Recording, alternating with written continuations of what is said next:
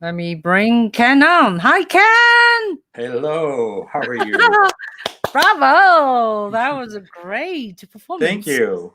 Yeah, It was hi. fun listening to that again. Yes, very nice. Brings So back tell lots us of a good little bit memories. about what we were just listening, Ken. You played. That was the Mio Sonata number 1. That was the second movement, Frances. I'm not sure if I'm saying that right, but my French isn't so good. But yeah, I that was my first CD I've ever done for me for Centaur Records, and it was shortly after I got my first professorship at State University of New York in Potsdam, Korean School of Music. And I just felt like, okay, well, now I'm a professor. I have to do some scholarly stuff. I have to make a CD. I have to write some articles. So I went on this big thing with Mio. And I was always, I think, even from a young age, fascinated with the stuff written for Mio because he wrote them for violist Germain Prevost, who was the violist of the Parardi Quartet, which was the quartet in residence and still is at the University of Wisconsin-Madison, where I grew up. And just so happens, I think they got that residency starting in 1919, and this quartet has been around. It's like the longest surviving quartet, of course, with new members and stuff. But there was a movement called the Wisconsinian of the Quatre Visage, and I remember seeing it in the music store and being like, oh, this is cool, a piece that's written about Wisconsin, my home state. So of course I bought it, and then I remember still I bought my first recording of that with Thomas Tischauer, uh, South American, Argentinian, I believe, violist, and I still enjoy listening to the recording. But I decided that I wanted to record the sonatas and the Quatre Visage, and then there's the duet, the violin viola sonatine, and then I put a world premiere on that CD, the Elegie pour Pierre, a piece for viola and 3 percussionists. It was written for the death of Pierre Monteau, um, Boston Symphony conductor, and just a short piece, just a token, for his death, and he wrote it for the desk drawer, and never got published, never got recorded, and nobody knew where the manuscript was. I did an interview with Madeline Mio, um, and that interview was published by the American Viola Society Journal. Um, and I asked her, well, where is this manuscript? Do you know? And she had no idea. Um, and I asked the president of the Mio Society in Cleveland. She didn't know where it was. So uh, it just so happened I was in Washington, D.C. at the Library of Congress, and I was just sitting down and I was like making some requests for the librarian to bring some stuff, and I had no idea that manuscript was in that library, but I just wrote down. I'll just put down Neo Elegy Career and not say anything, and just to see, just off chance to see if they had it. Well, I could not believe they pull out the actual autographed manuscript of that piece, and that's where it was being housed. This was, I think, before WorldCat or anything that was that sophisticated where you could find this stuff. So it was just a total stroke of luck that I found the piece, and I had to go through and get all the permissions to get to make a photograph of it, and I got it, and then this is the crazy part. I was in Boston, and at the New England Conservatory, I was rehearsing with the pianist who's on the CD, Christopher Taylor, who is a brilliant. I'm just so lucky. He's been a good friend of mine since Interlochen. We were Interlochen cabin mates back in 1988. We were rehearsing, and I had this piece. I knew I wanted to try to record it, and I um, knew that Frank Epstein, who's the timpanist for Boston Symphony, who also teaches at New England Conservatory, was there. And I don't know. I can't even remember how it happened, but I just happened to run into him, and I knew of him too because he's recorded the Coalgrass with Yizhak Schotten, my teacher. Um, so I knew his playing, of course, from that, and knew of his name from that. I just ran into him, and I ran up to him, and I said, "Hey, I've got this piece by Mio, Elegy pour Pierre for three percussionists and viola. I want to record it for a CD. It's going to be the world premiere recording. Are you interested?" And he didn't. I think I introduced myself as being a student of Yizhak Schotten. He didn't know me from Adam, and I can't believe he said yes. He, he just, not knowing me and not knowing my playing, but he just, I think he admired my just gusto Yeah. and, Passion. just not being afraid to come up to the principal percussionist of symphonist of Boston Symphony. And so it was just a total random thing. Mhm. And he said yes. And he said, "Don't worry, I'll get you two other really good percussionists." So we got to the recording. He, the other two percussionists, I didn't know who they were, but they were apparently his like best students, Robert Schultz and Craig McNutt. And they saw each other, and apparently they know how good each other is. And they were like, "Oh, this is going to be good." I mean, and I just, because they know each other, they knew they were like the best people around. And so, and I didn't know, I just was really lucky. And we did that recording, I think in three takes. We just did three takes. And the piece is so short. And, we agreed a price that I would pay them and everything. And it didn't even take us 30 minutes to do the three takes. And they're like, "Oh, we're done." They're Mm, expecting like 2.5 hours, and like, "Yeah, I think we've got it in the can. This is fine." So, great. it was just we just rehearsed it, bam. We maybe ran through it like maybe two or three times, Mm, and then just did three takes, and it was it. It was just such a flipped off recording, and but it turned out so well. I mean, yeah. I'm really really pleased, and strangely, I'm doing a lot of talking. I know you haven't gotten to ask the question yet, but I'm just going off. Um, Karen, quiet. Be quiet. So Okay, I just one want to more read. thing. Yeah. Yeah. One more thing, and then I'll let Yeah. you go to your question. Yeah. Let's see. So, oh, now I can't remember where I was going with this. Now you were just saying how lucky you got the whole recording in like three takes, and then Yeah. yeah. Oh, I was gonna say, I remember my aunt Patty. Of course, I gave her a recording. She told me that was her favorite track on the whole thing, and I thought it was so strange Oh. because I found it was. I find the piece a little bit abstract, Mm, but it's got these kind of really cool textures and mm, sounds mm, to it, and it is just so short. mm. So I guess I can kind of see why somebody would say that's their favorite track, but it struck me as surprising, anyways, Uh-huh. for Yeah. anybody to say that. Yeah. Anyways, okay, Well, so wonderful, wonderful, great. Sounding really great. So I wanted to introduce you to our audience. Some of them may not be violists or in the okay, viola world, although the reason I feature you is because I'm a violist. hmm I met you, I think, 2010, right? In it, the in Cincinnati, International Viola Society. yes, yeah, Oh my God, yeah, 2010. 2010 would be right. Yeah, you had a booth Kathy there. Carroll was running it. Yeah, And yeah. I had a big, huge.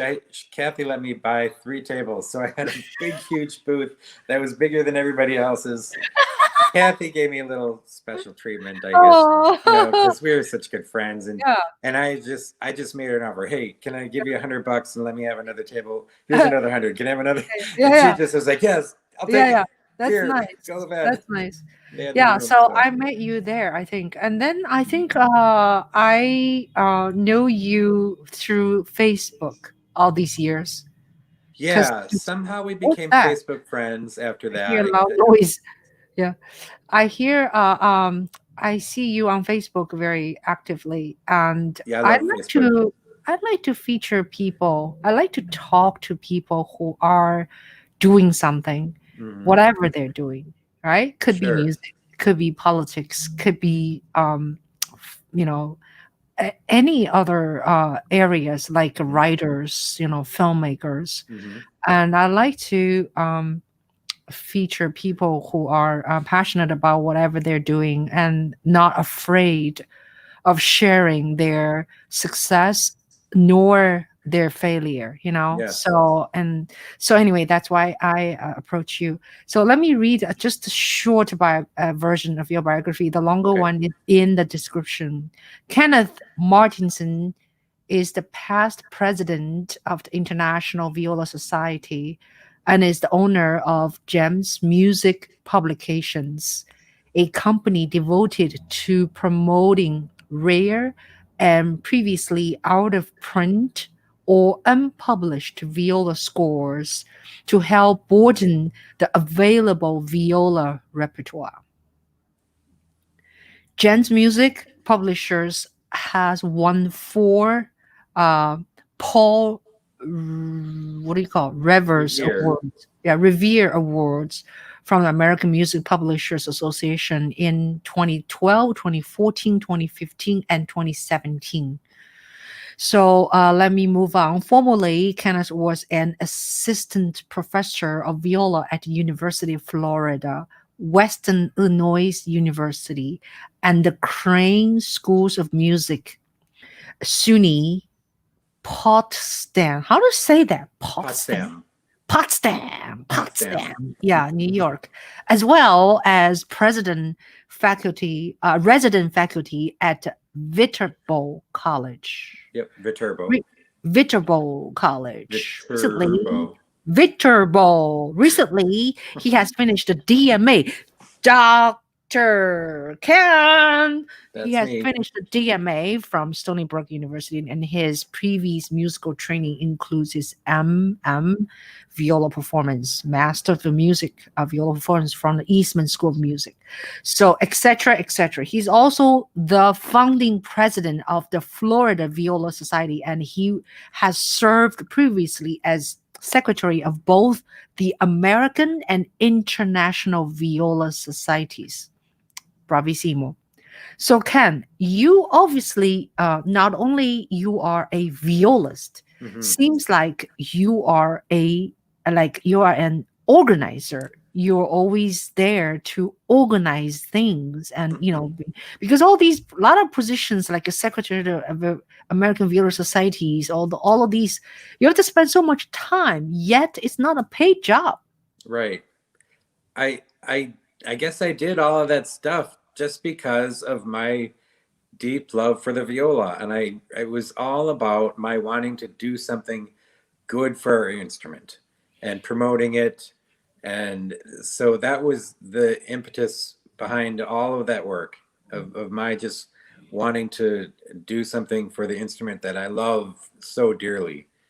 Yeah. So tell me a little bit. How did you become a violist? You're not a violinist. Oh, this is a funny story, actually. I wanted to, when I was in fourth grade, I started in my school program in Brooklyn, Wisconsin, small town of 565 people, and we had a string program in Wisconsin. That's how it was over there. A lot of these small towns had them.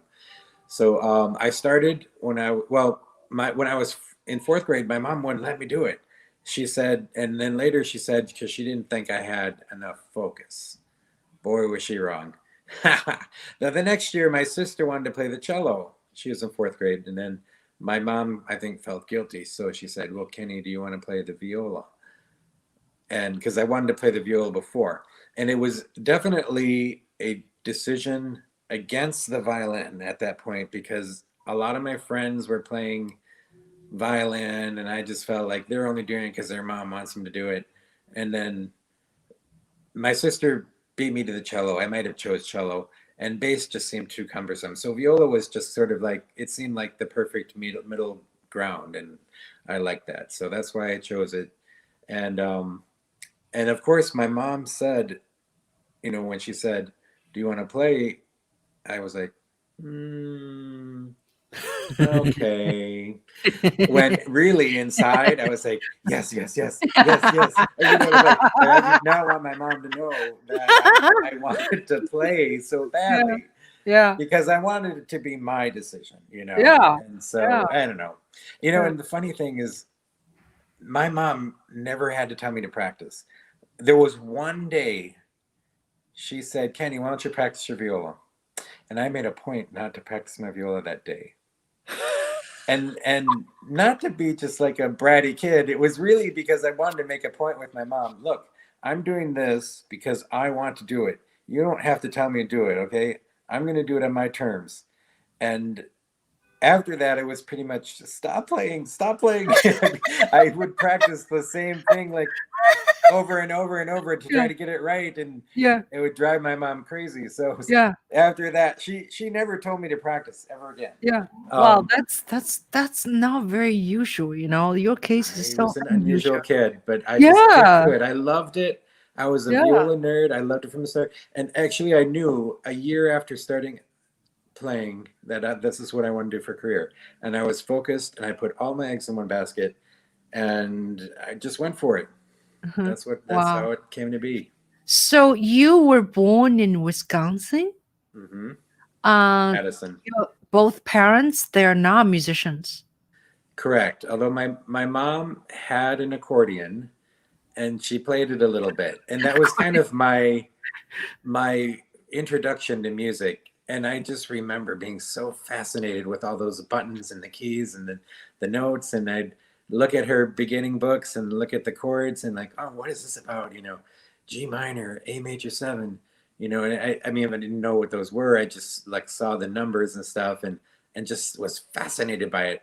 And then I still remember in my music program in school, and I didn't read music at the time, but she was showing music on a screen and like you could hear the music kind of following it, and I was just fascinated with notes and stuff, and oh, how do they read that? Like, how do people know how to do it? And so I don't know, I was fascinated with it before I started it, and I knew I wanted to do it when the opportunity came up.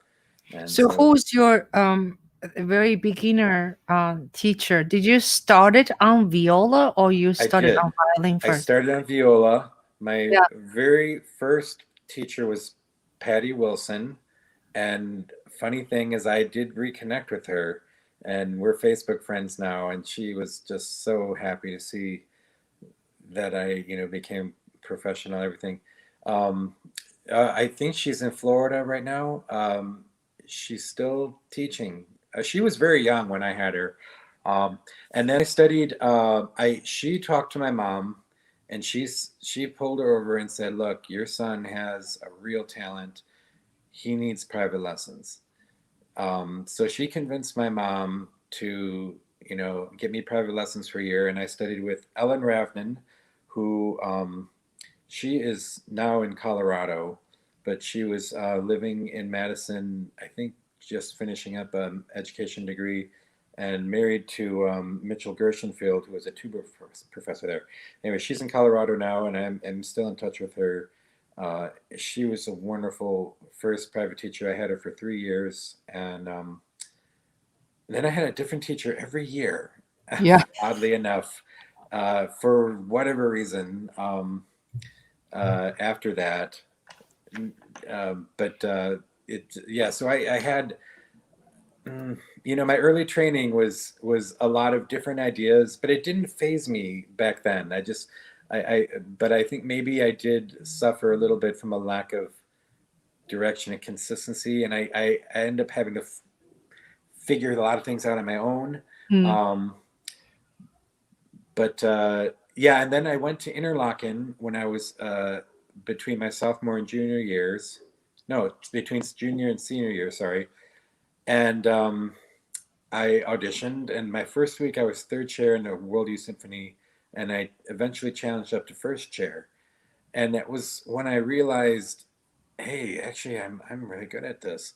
Um, and I didn't know how good I was. I was just focused on myself and just practicing, and Mhm. and then I won a scholarship to go to Michigan, a full scholarship, when I was there, and that's where I ended up doing my bachelor's Wonderful. degree. Yeah. Should we listen to one of your music excerpts? Sure. Which one should we start? Are we gonna do the Weber first? I think the first one on the list. Weber? Let's see. I have let's see, Weber. Okay. Yeah. Yeah, that's me and Cool. Louis Magin Muniz. We're two viola Oh, arrangements. okay. Yeah. Cool. So let me go on to screen share. Concerto doll, whatever. Complicated words. Okay. All right. Here we go. So let's see. Okay.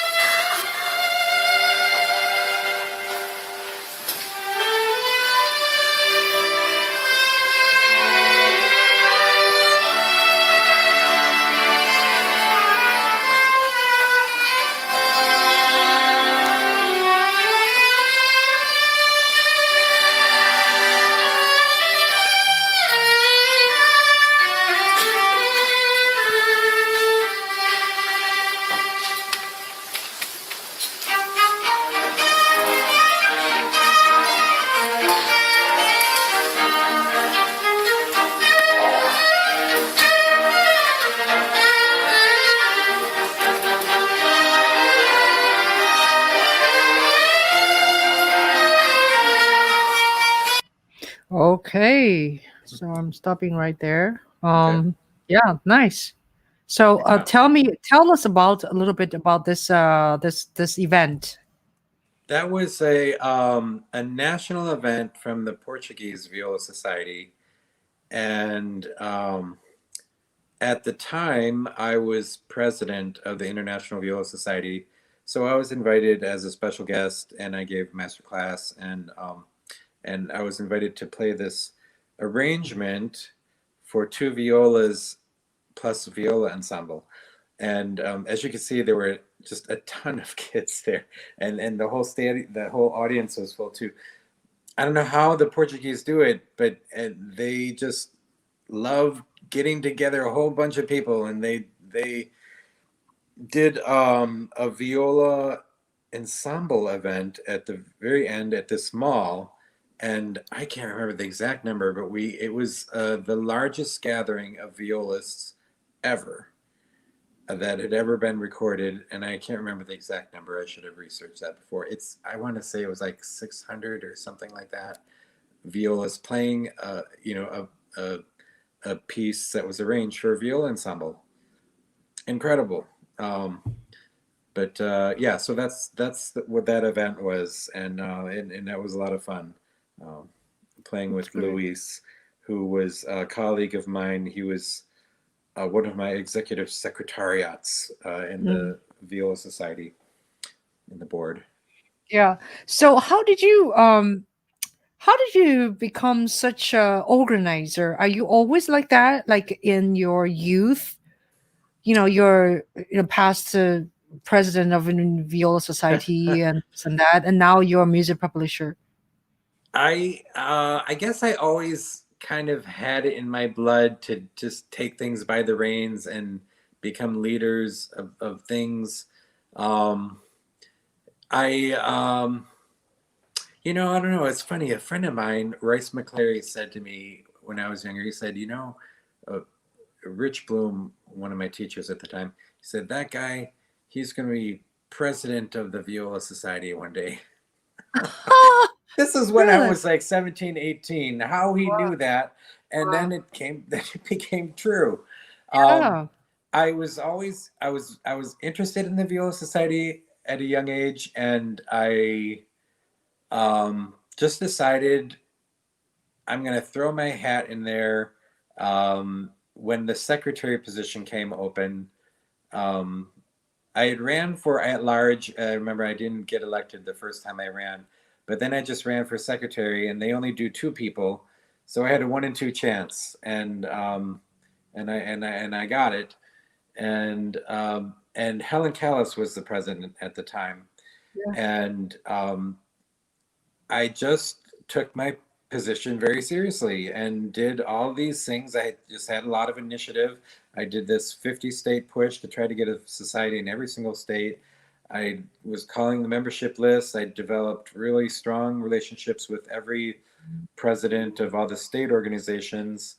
I think they appreciated that because I actually communicated with them and I actually did things to get things going and planned events um, anyways, Helen loved me, as the secretary, and she recommended me when the secretary of the International came up. She said, "Look, I've got this great secretary of American Viola Society. You might want to consider him." And so she threw my hat in the ring for that, and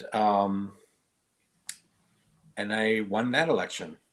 Wow. That's And great. then after I won that election, I brought the same energy, just did everything that I could think of, as secretary to help, the organization, and the president, Michael Vitalich, really liked me. And then, the presidency came open, and he just approached me and said, "Hey, Ken, would you be interested in this?" And I was only 40 at the time.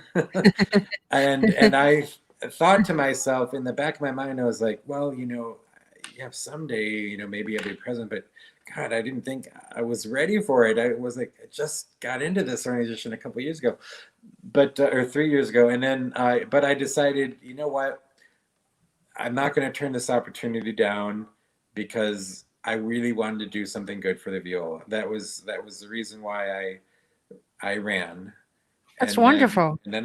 I won it because it was the same thing. Everybody knew who I was because I had forged these relationships. And the way they do elections is that it's all of the presidents of the different countries voting for you. And I just had established a rapport with all of them, Yeah, and they liked me, and I won.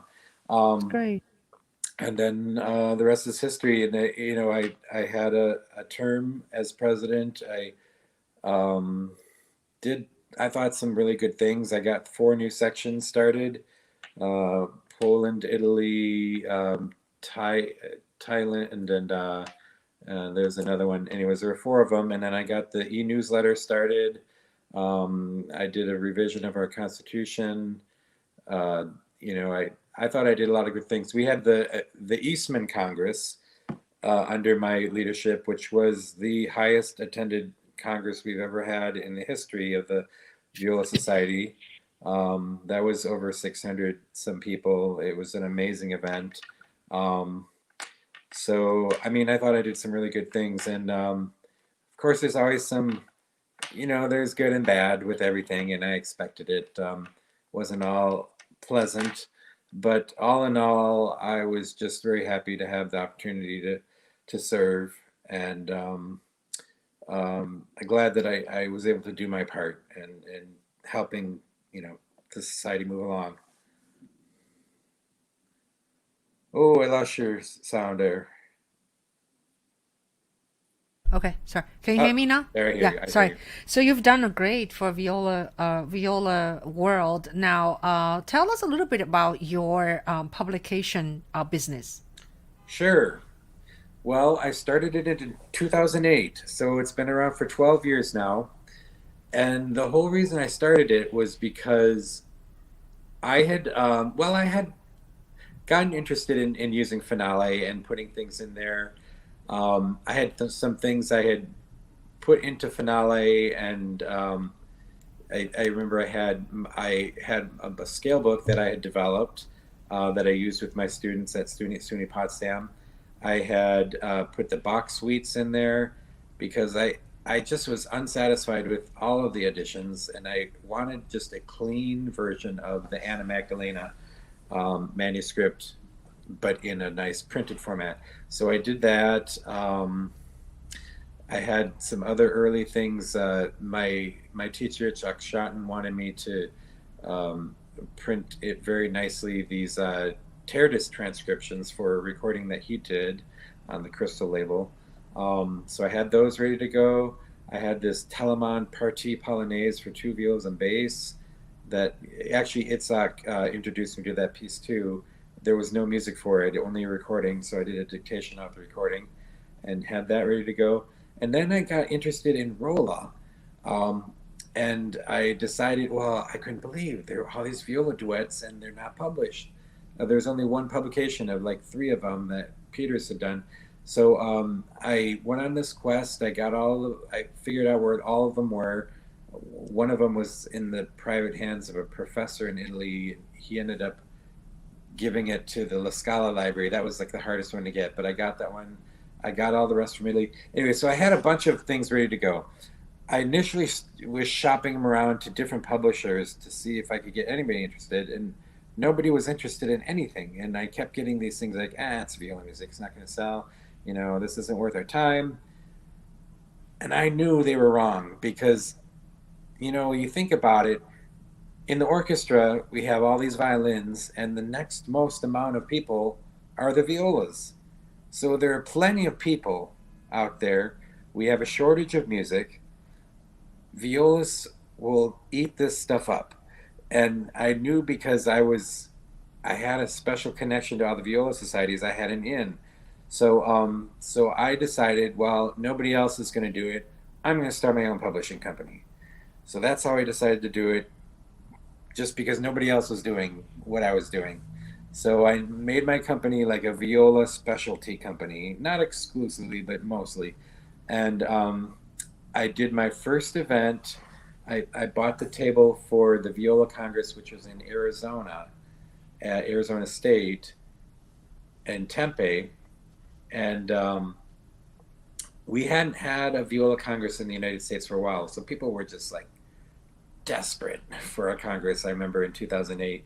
And so I had brought 15 titles. That's what I had started out with. And I could not believe it. I sold like over $4,000 worth of music at that event. and just those 15 titles, but people were buying my stuff like hotcakes. And so that was like my start of my company. And then I joined the American Music Publishers Association. TF Front, they distribute to all the libraries. They contacted me. They saw my stuff. They were like, "Hey, we want to get your stuff." They put in an order, and then eventually I got my stuff on Sheet Music Plus. They were telling me, "Well, we only deal with publishers who have 100 titles." So I had this mad dash to just put out as many titles as I could, and I was like working like a dog so I could come back to them and say, "Hey, I've got 100 titles now. Will you look at me? Will you take me on?" Um, so they finally took me on. I want to say maybe 2012 was about the time when at the Congress when I met you. And my company just exploded from there, and went way beyond any expectations. I thought to myself, if I sell like $2,000 or $3,000 worth of music, I'll be doing okay. I've sold over $150,000 worth of music since I started my company. Um, Never ever thought I would do anything like that. But it was just that kind of thing. I had the initiative. I had the bravery, and it did take a lot of bravery to just go on just be like, okay, I'm starting a company. And then just figure out how to do it. I just figured out how to do it on my own pretty much. But That's like wonderful. securing all the things I needed, like, my name, the company, a tax ID number, getting those ISMN numbers secured, um, you know, working with finding a printer, to work with. Actually, I was very lucky with that. I just happened to find a printer in town who was a music student, trumpet player at Yeah. UF, where I was teaching at the time. And he said to me when I approached him, he's like, actually, when I started my printing business, I initially thought I would be a music publishing company, but reality set in and I just ended up just printing everything. But yeah, I'm really interested in helping you out here. So he gave me like $5,000 worth of credit right off the bat, and was able to just print up a bunch of books. And he, thank God, he really helped me get my company going. Um, and the rest is history. I've got Wow. Wow. 160 titles now, something like that. Wow, that's wonderful. Yeah, Wow. Great. So, is the company has a website it or does. It's yeah? very easy to remember. Should we Yeah, yeah. www.gemsmusicpublications.com. Oh, yeah. Gems. Let's see. Let's see if we can find that. The gems music music. That's it. Publications Publications. with an S.com. Publications. And while you're finding that, everybody should know Oh, I find it. when you go to Yeah. my site and order directly from me, Yeah. you get the music faster and more of the money goes to me. Oh, yeah. As Say it again. opposed to when you order it from Sheet Music Plus or Oh, wherever else yeah, you can yeah. find it, Gems music. Okay. Yeah. because So they I'm take showing you. I'm a showing 20% the. cut. That's it. Did you see it? Yeah. Okay. Hmm. So this is your website with the catalogs with Yeah, different the different types of instruments. pieces, Yeah. categories. Yeah. It's just kind of a one long, Yes. long site. Yes. I might be updating it sometime soon. It works for the time being. Yeah. Yeah. Yeah. Yeah. And so there's a lot of materials on it. Yeah, and when Great. you press preview, you can see a little preview of the music, like the first Preview. page.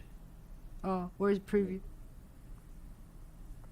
Did you see it? It's like underneath the add to cart. Underneath at the cart? I Yeah, see don't see the any. yellow add to cart buttons? No. Oh, I see welcome. I see Yeah, scroll catalogs. down. And then I see Okay, so pieces. yeah, see those yellow add to cart buttons? Yeah.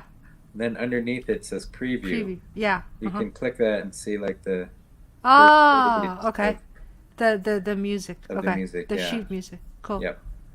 That's I'm great. gonna change my site eventually so I can have a button you can click that'll take you to like a YouTube link and Hmm. hear the music. Yeah. That's further on, but eventually I'll get to that. Yeah. Yeah. That's great. So, let's see. I wanted to. It's 4:41. Let's play another excerpts of your playing. Okay. Let's see. Which one should we do? Should we do The this one? Stamets, Should we do? Oh, stomachs. Okay. the Wait. third viola Stomachs. concerto. Right. Stomachs. Right. Yeah. Okay. Stomachs. Oh. Let's see. Screen share. Oh, stomachs. Okay. They're tiny. They're tiny prints. I have to go closer. Okay. This one. So tell There it us is. before we start to play. What is this? This was this was in Minas Gerais in Brazil, Uh-huh. Belo Horizonte, Uh-huh. and with the orchestra there, the viola teacher, he's the president of the International Viola Society, Oh, okay. and I'm president of the Brazilian Viola Society. Sorry. Oh, okay. Yeah. But he invited me, and I did this the third viola concerto, which nobody knows. Yeah, I Wonderful don't piece. know. I only know rumba. Yeah, Ba-da-da-dee, most people don't even ba-da-da. know there's three. Okay, I so let's published hear it. number 2 and 3. Okay. Let's hear this.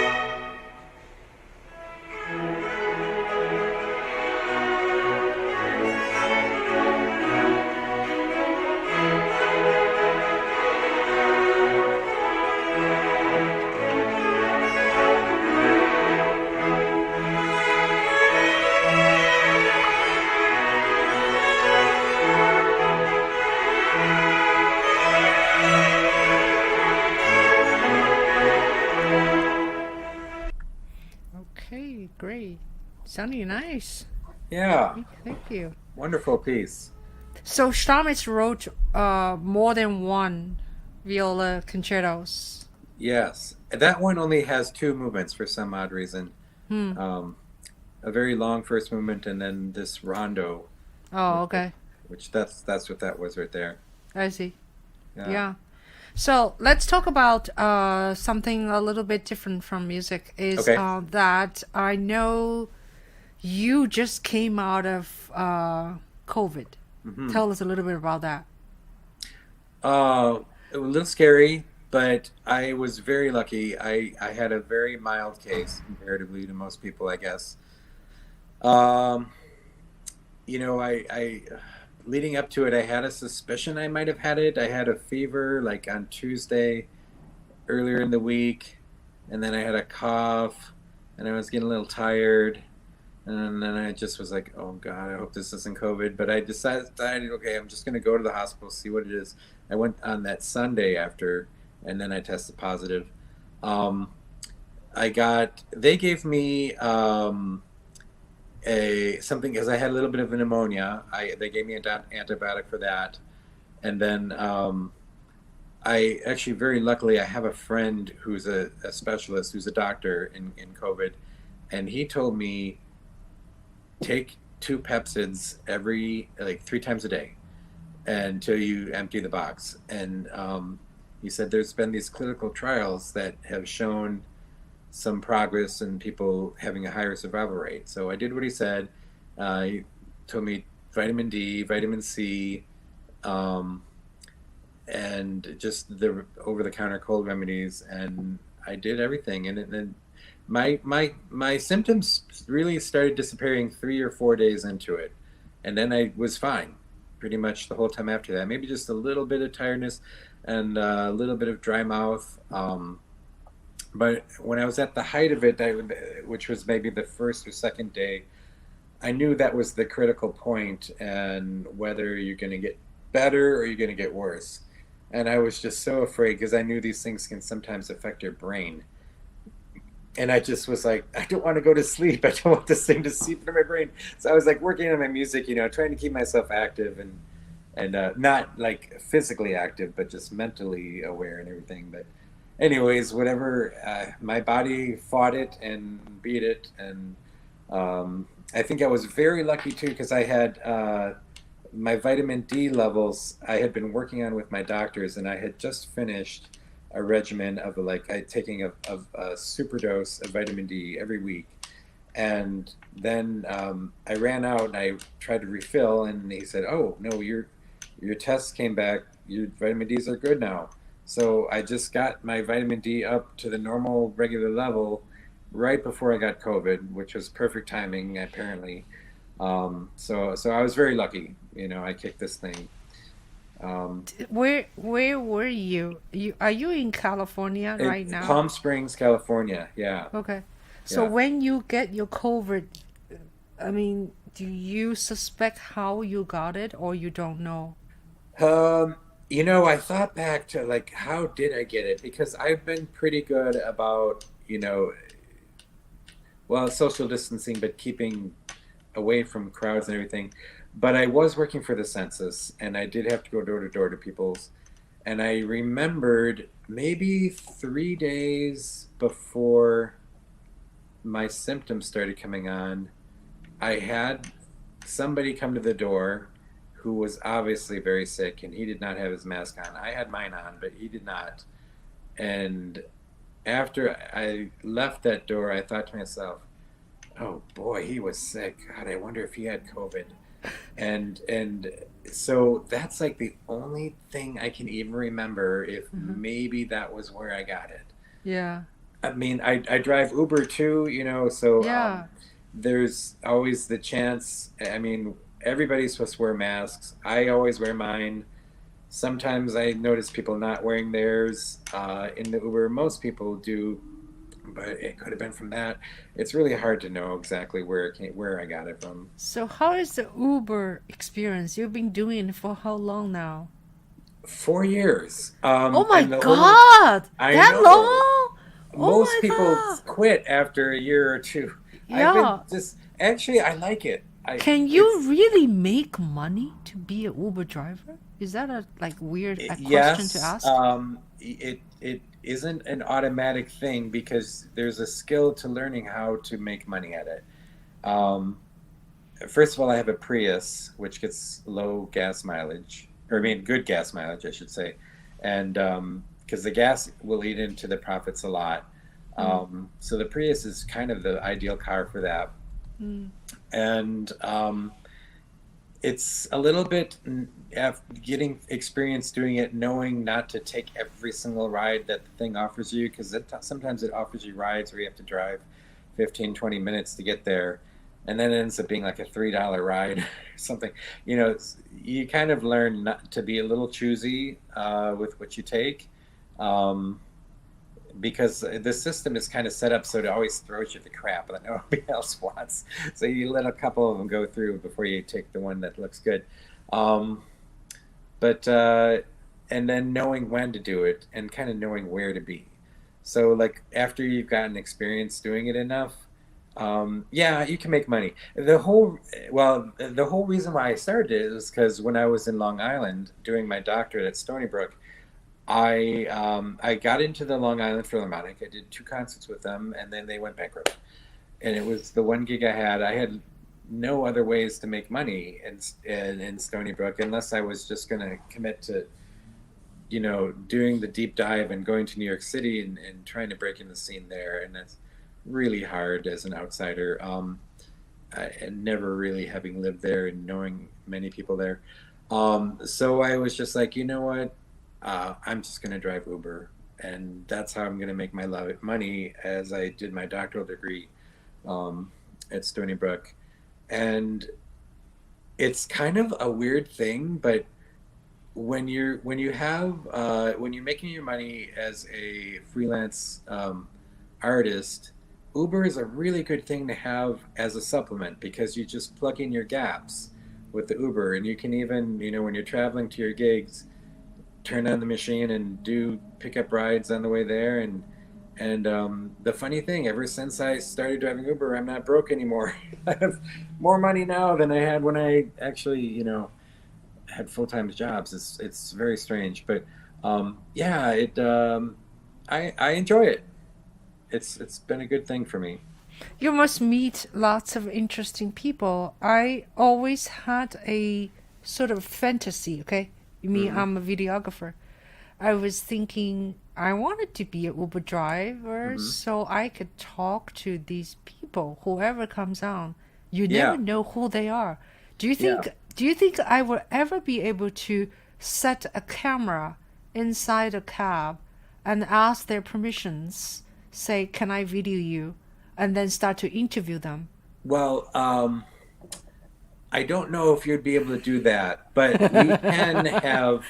we have the right to use a video, a dash cam, and record the inside of their vehicles, and all pretty much wherever you are. I know California for sure. Um, some states have these, permission laws for videotaping people. Taxi cab drivers are exempt from that because we have to have it for our self protection. Um, so you can always videotape that way. Um, but I know there's some things on the Uber regulations that you're not supposed to post anything on social media. So Right. it would be tricky. Right, right. But isn't that so? You are a person, a people person, and Hmm. you're kind of a warm. Do you Hmm. talk to them or do I you? do. Yeah. But I never force it either.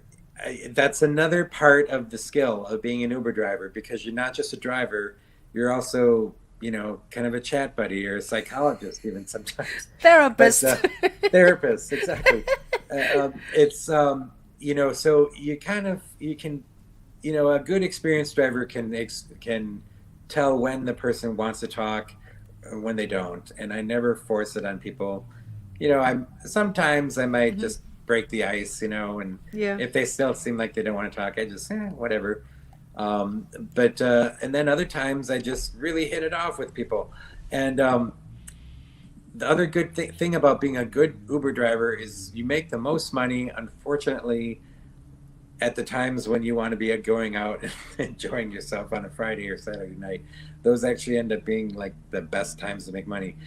But as a substitute for going out, I just, enjoyed talking to the people. I figured, hey, be at the bar, sitting there, wasting money, chatting with people. What's the difference between that and just chatting with people in my car? Yeah. Yeah. I just buy a Coke and I've got my drink there, and it's really the same thing, except I'm making Yeah. money at it. Yeah. So it's sort of become a substitute for my social life in a strange Yeah. way. Yeah. But Yeah.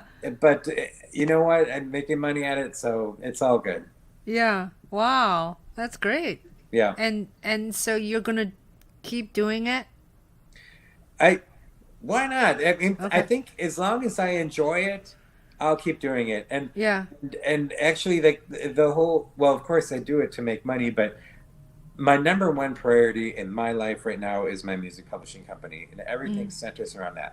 Mm. So I do it so that I have cash flow, so my company is never in a position where I'm like, oh my God, I can't pay the printers. I always I've just become really good at figuring out how to always have cash flow so that my business Mm-hmm. is 100% dependable. I have everything stocked on the shelves 100% of the time, so um, yeah, it's like I do the Uber really to serve my music, Mm-hmm. strangely enough. Yeah, that's great. So let's talk about current issues. Okay. So, what do you think of this whole clown situation? Yeah. Donald Trump gets We can't get COVID. rid of him fast enough, is my opinion on that. Oh, I'm counting the days until we get Biden in there. And the day that Trump is out, I will be dancing in the streets, literally. And I know what song I'm going to play. I'm going to play the Mamas and Papas with Mama Cass singing Dancing in the Streets. Oh yeah. That's my new music. I am literally going to go out and dance on the street the Uh-huh. day we have a new president. That's crazy. So, what do you think of yesterday? He drives the he had his driver drive the car and circling around outside his hospital and greeting his Yeah. supporters. It's just typical of him and his whole presidency. He only cares about himself, and that's it. The whole reason he did that was for an ego boost. He didn't care that he was putting his armed guards, security forces around him in danger. And the people who have those kind of jobs, they're in a position where they have to do it. They have to do what the president says. They're in that job because they're yes men, and they're not going to tell the president no. I mean, of course, they're not going to be happy about it, but they're just going to be like, okay, here we go. We're going to drive this guy around so he can feed his ego. Um, that's all that was about. He was so desperate to just try to prove to people that he's okay. And you know what? I don't think he's okay. I really think he's putting up a facade. I think he's much worse condition than he's letting everybody know about. So I just see that whole thing as just another, thing that this is what we've been getting the last 4 years. Some Somebody people who only said cares about himself. some people said this whole thing is a hoax. I As don't think it is. no. I think he really has it. For him to pull off a hoax like this and get all the hospital and the doctor, everybody to go with it, no, there's no way this is a hoax. But the fact that people are saying it's a hoax or think it might be a hoax just goes to show how unreliable and unbelievable this president is. He's lied so much that you can't believe anything he says. He's just the most untrustworthy, un you know, unreliable president we've ever had. It's Right. just an embarrassment for our country. I feel so awful, honestly, being an American right now, and when I had gone overseas and people are like, "What is going on with your country?" What? And I'm like, "Look, I voted for Clinton. I have Yeah. no I mean, Yeah. it's just we have a lot of stupid people in our country. That's all there is to it. And you can't let them have the power to choose. That's the unfortunate thing. We have to the smart, educated people who make sound decisions have to just go out and vote and show up. We had too many people voting third party or staying home last time. I think hopefully people know better this time around to just go ahead and vote and don't take any chances. Don't mess with it. Don't vote Green Party. Don't vote Libertarian. Vote for the Democrat. And we got to get rid of this guy. Yeah. I know. It's crazy. So every day there's sort of new surprises and or I don't know. I just think he's a little crazy, and He's I crazy. wrote on my Twitter says he belonged to a mental hospital, not a He White House. does. He's not stable mentally, and people believe him. He's got this amazing talent for having everybody believing he's something he's not. And now we know he's he's actually the biggest loser in America in terms of how much taxes he's paid, how much money he's Yeah, lost. He's yeah, actually good job, America. You picked and put in power the biggest loser, not only in America, probably the entire world, as our president to lead the free world. Unbelievable. It's just so embarrassing. I know. So less than 30 days, Ken. Yeah. We'll know. Oh boy, I can't wait. Yeah. I still haven't gotten my ballot. I'm really. I've actually been doing absentee ballot for a very long time because I hate waiting in lines, and so this is nothing new for me. Voting by mail. This is what I've been doing for the last 15 years. So I don't know why it's such an issue all of a sudden. It's nothing. It's nothing new. This is how we've been doing it for a very long time. Yeah, I don't think I got my ballot because we cross street. I cross street of my street. It just that's where the precinct is. The voting station is, so it's pretty easy. And usually it doesn't have. Usually it doesn't have a lot of people. So I'll just go there to do my vote. Yeah. So. All right, so we're almost reached our actually It went past by so hour. fast. Yes. Do you have anything? Would you like to cover anything else you want to talk about? We haven't talked about it. You said we were going to do a fast round, weren't we going to do that? I will. We will. We will do a rapid fire. And then I get to ask you a question, right? Yeah. Ask me a question, please. Should I do that now? Sure. All right. Okay. I'm going to put you on the spot. I hope Sure. that's okay. Yeah. No. You know Dwight Pounds, right? Yes. You know, he's been sort of the historian of our Viola Society for a very long time. You do such amazing work with this video, and you know all this stuff, and you do the interviews and stuff. Eventually, Dwight is not going to be with us anymore. And I guess I'm not authorized, but I want to implore that you consider being the person who takes over doing what Dwight is doing. Dwight is a photographer. Photographer, right. Yeah, he's I'm done a lot of that. Yeah. You do that too, right? I do photography too, but I'm mainly a videographer. Yeah. And you seem to like this archiving stuff. Anyways, I'm just putting feelers in your mind right now. Would you consider being the next Dwight? I would be honored. You say that. Should just do it. I'll be honored. I love him. I'll talk to you to Puckhammer. Yeah, I documented it a 10th, the 30 whatever, 33. Yes. Yeah.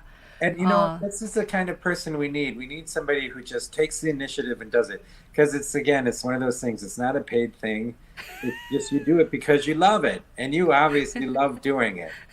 So, okay. Well, Dwight does the photographer. Photographer is slightly different from videographer. Right. When you do videos, it's so much more work. Well, he keeps saying he's going to retire from it, and then he keeps showing up at the next Congress, because obviously he loves to do it. He's great. We're just lucky we have him. Yeah. Because he's done a lot of other good things. Yeah. But I would love to. I would be the best person, actually, for Viola World to hire me. Because I did a Shanghai International Viola Festival 2009, and I did a 2018.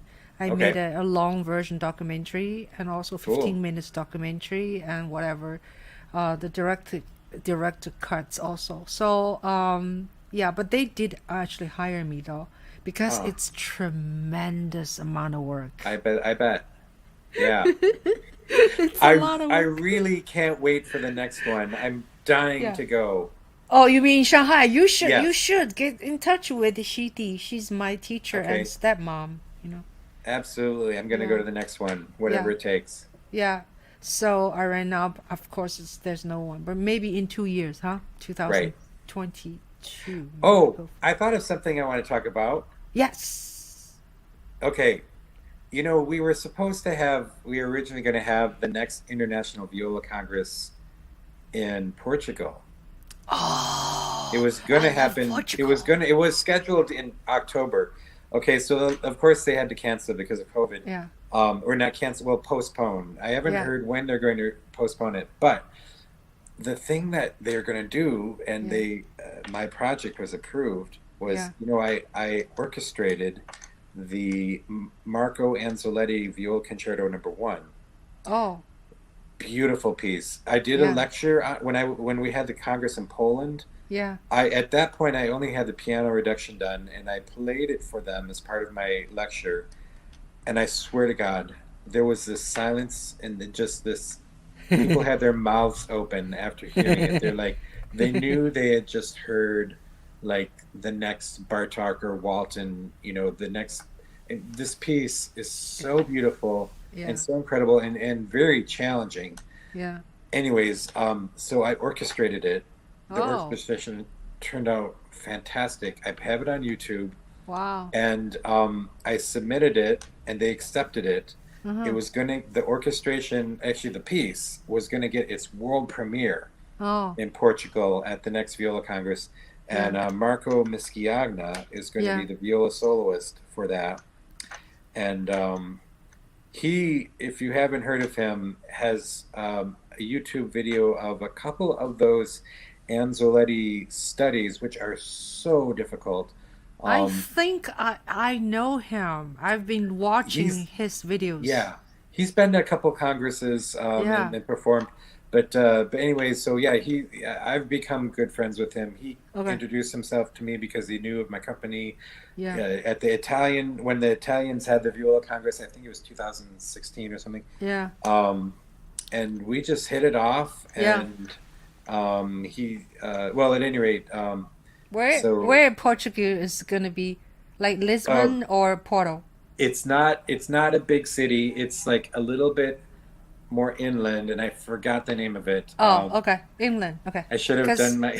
cause I I should have just done my vi I research. 2 years ago, my Yeah. family and I we visited Lisbon and Porto. I fall Hmm. in love with Porto. So Oh, they're beautiful. both wonderful. Yeah. Yeah. Beautiful. But Hmm. whatever. Whatever city, I'm sure it's lovely.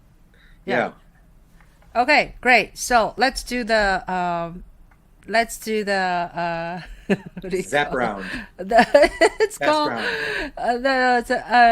what do you call it? A rapid fire. It's rapid a game. fire. Yeah, yeah, yeah. All Okay. right, I love this. Here we go. Ready? Yeah. What did you have for breakfast today? Oh. Oh my God! I had a piece of leftover pizza from last night. But you caught me on the one day. I always have a bowl of cereal, but I ran out of milk today. So and then I knew if I would have gone to the store, but I was getting ready for this interview. I was like, I don't want to risk not being ready. That's So funny. those little Tostino Yeah, pizza yeah, thingies. yeah, yeah. They're Yeah, good. well, I cut it into fourths, They're and I good. had a fourth of it left that I Yeah, didn't. they're great. So tomorrow you win a lottery. What are you gonna do? Well, how much money do I win? 3 million. Not Okay, much. Not much. 3 mi- All right, all right. Here's what I do. I travel the world. That's what I would do, because and I would take a year, and actually because I love the viola, I would dedicate that year to meeting violists all around the world, and encourage them to start new chapters of the International Viola Society. And while I'm in these new places, I would do research and copy more scores. I certainly would not stop my company, because my company is my life. I love it. I would use that year to strengthen my company. And so, and in fact, I think I probably, with that money, I would also hire, because I'm a one-person company pretty much. Mm, mm, I would hire maybe 2 or 3 people mm, and give them a salary, that's nice. so I can really, really, at that point, I think my company will be a money losing. But hey, I've got $3 million. Why not? So I certainly would invest it in my company, Yeah. and I'd probably start a couple other businesses too. That's wonderful. What is your favorite food genre? Asian, Asian. Thank you. anything Asian. I'll take you to a happy hour right now. What would you order? Uh, some sushi, and I'd get one of those Happy hours for drinks. oyster shooters. Okay, I don't drink, but I do love, you know, those oyster shooters, or No, I they don't. have little oyster and Oh. quail egg and No. some sake. Oh yeah. Okay. You know what I'm talking about? No, I don't. What? Now I know. Okay, you can make them with oyster or uni. Oh, okay. But I love those things. I'll have one of those. Oh, okay. Okay. Yes. So, you seems like traveled a lot of places. Now, three cities you would like to live in like say 4 months, That I've been to. a year. Been to or not been to, doesn't matter. Like, Okay, I'm just if gonna you choose had a ones I've been choice to. Okay, of resident 4. in a year, right? Like every Okay, here we year go. you get to live in one city, 3 cities for 4 months. Okay, That equals 12 months. Paris, Paris, Milan, Milan, Barcelona. Barcelona. That's beautiful. Yeah, I need one more. yeah. I'm gonna pick one I haven't been to. Dubai. Dubai. That sounds good. That Yeah. sounds good. Or maybe Shanghai. Oh, I forgot to say Tokyo. You know what? Yeah, I've been going to Tokyo every year, except I missed this year. yeah. I love Tokyo so much. Really? Really? They have literally the best food in the entire world. The best. Mm. In fact, like I right did now not I'm know that. talking about it, my mouth didn't. is actually salivating because I remember how You're good drooling. the food is. I have to wipe my mouth. All right. All right. So, 3 gadgets, electronic gadgets you must have. Okay, cell phone.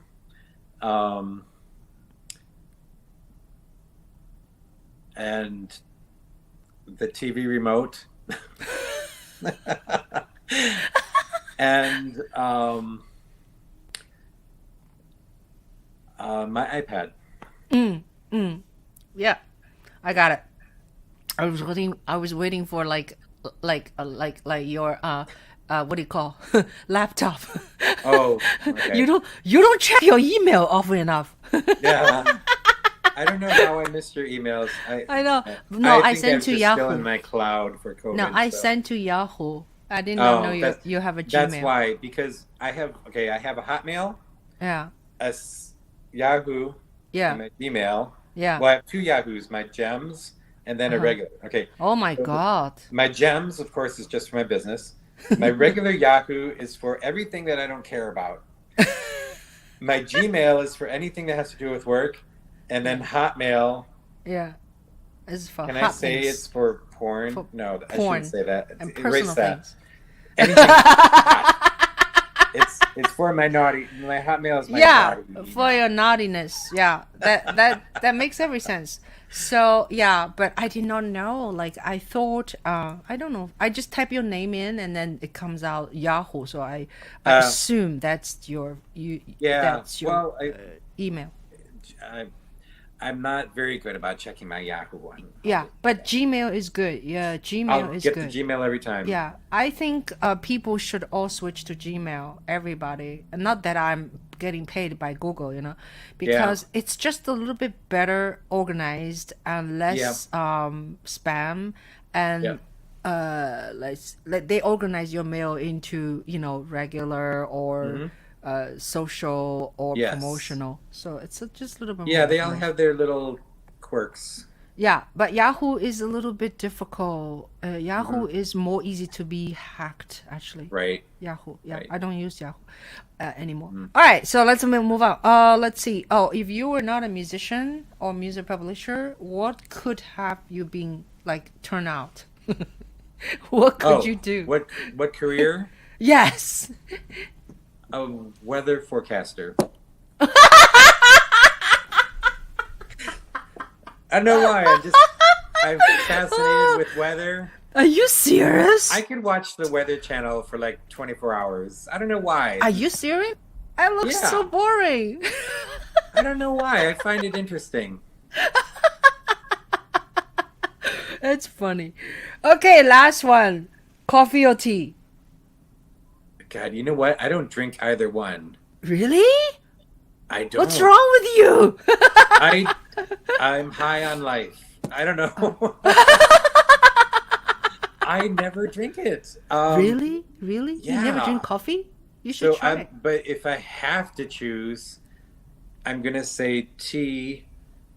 But those Thai iced teas. I Oh, those actually are like very those. soft. The Thai iced Yes. teas, they're very sweet. Mm-hmm.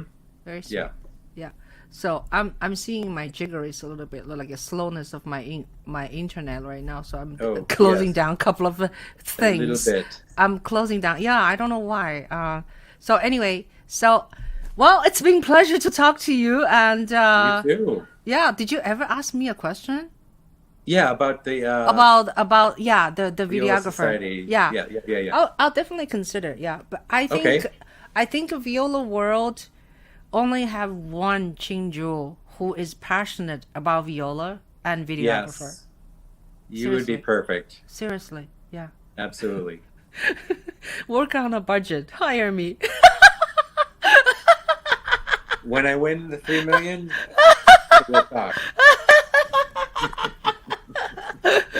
Great. Well, thank you so much. My pleasure. Thank Yeah, you for inviting me. Ken. Yeah, so that was fun, and I want to thank my audience, our audience, to watch us. We have Nick, we have Al, and we have a person I think is a hacker, Lola J. Lola J posts a bunch of things. Doesn't make any sense to me. Okay, so but I'll thank you anyway to Sure. join us.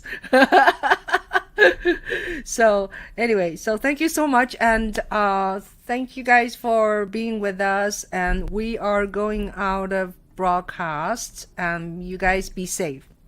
Thank you, and thank you, Ken.